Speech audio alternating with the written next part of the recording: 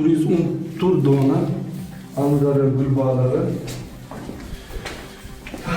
va 4 dona mo'y baliq.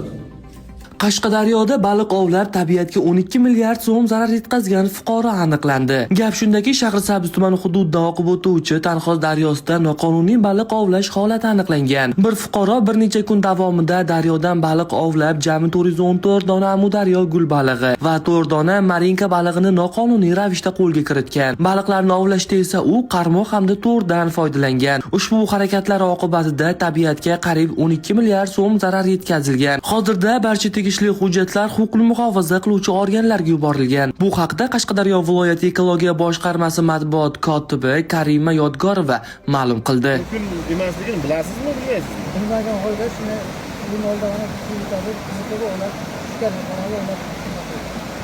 Videoni shu kunlarda baliq ovlashga chiqishni reja qilayotgan do'stingizga yuboring hamda izohlarda fikringizni yozib qoldiring.